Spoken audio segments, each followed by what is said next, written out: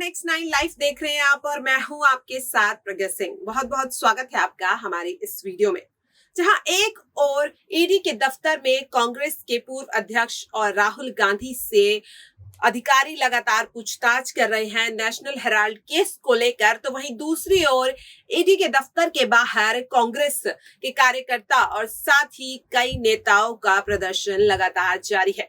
जी हां, आपको बता दें कि इससे पहले भी बीते सोमवार यानी कि कल भी ईडी के दफ्तर में राहुल गांधी से करीब 10 घंटे लंबी पूछताछ की गई, जिसके बाद कई सवालों के जवाब राहुल गांधी से लिए गए। उनसे नेशनल हेराल्ड को लेकर काफी सवाल जवाब किए गए और क्या कुछ पूरा मामला है उसको लेकर उनका बयान भी दर्ज किया गया।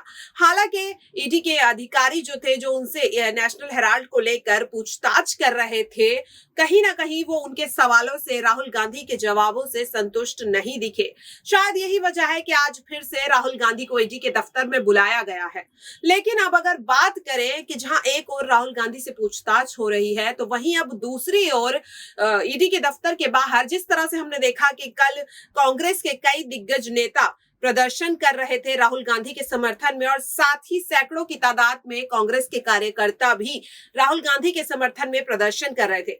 हालांकि जिस तरह से देखा गया कि दिल्ली पुलिस की ओर से उन्हें प्रदर्शन करने की ईडी के दफ्तर के बाहर अनुमति नहीं दी गई थी, लेकिन कांग्रेस पार्टी के कार्यकर्ता और नेता नहीं माने और राहुल गांधी के समर्थन में लगातार वो प्रदर्शन करते रहे। लेकिन जब दिल्ली पुलिस को ऐसा लगा कि आदेश की अवहेलना की जा रही है, तो दिल्ली पुलिस ने मामले में कार्रवाई करते हुए कांग्रेस के कई दिग्गज नेताओं को हिरासत में ले लिया, जिनमें राजस्थान के मुख्यमंत्री अशोक गहलोत, रणदीप सुरजेवाला और साथ ही पी चिदम्बरम समेत कई दिग्गज नेता शामिल थे। जी हां, जिस तरह से उन्हें हिरासत में लिया गया और हिरासत में लेने के बाद दिल्ली के पुलिस स्टेशन में दिल्ली पुलिस उन्हें वहां पर लेकर गई और वहां पर उन्हें रखा गया ताकि किसी भी तरह की अनहोनी को रोका जा सके।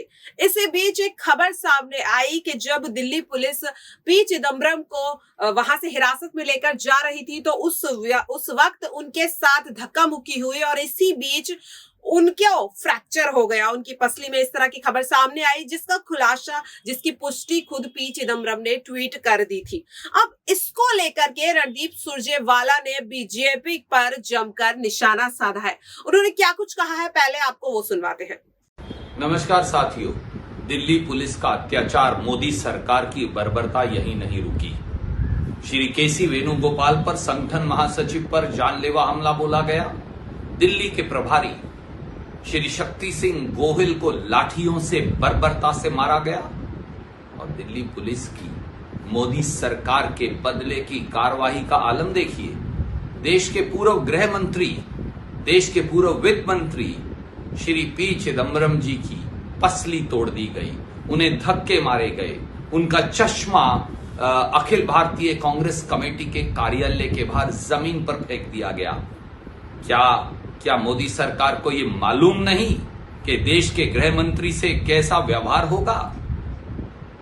हमारे सांसद श्री प्रमोद तिवारी को सड़क पर फेंक कर मारा गया, उनका सर जमीन पर लगा और उनकी पसली में फ्रैक्चर हो गया। चिदम्बरम जी, प्रमोद तिवारी जी को हेयरलाइन फ्रैक्चर्स हैं उनकी पसलियों में।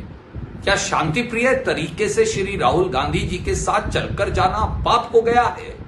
क्या अत्याचार की ये हद है कि हजारों कार्यकर्ता अलग अलग दिल्ली के थानों के अंदर बंद हैं, किसी को कहीं ले जाया गया, किसी को कहीं ले जाया गया?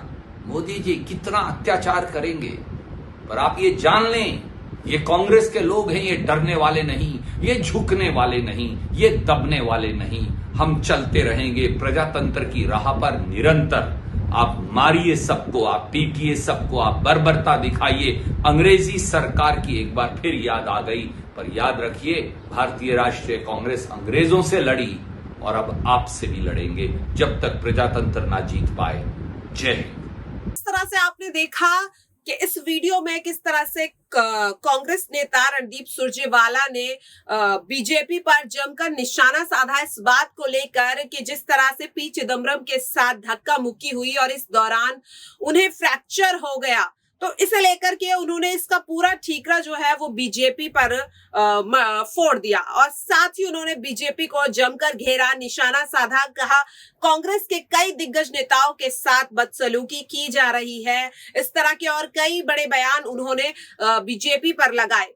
तो जिस तरह से आपने देखा कि इस वीडियो में साफ तौर पर रणदीप सुरजेवाला ने पी चिदम्बरम के साथ जो कुछ भी हुआ हिरासत में ले जाते वक्त, इसका सीधा सीधा इल्जाम या आरोप उन्होंने बीजेपी पर लगाया और साथ ही किस तरह से राहुल गांधी के साथ जो ईडी के दफ्तर में पूछताछ की जा रही है, इसको लेकर भी बीजेपी पर कई आरोप लगाए।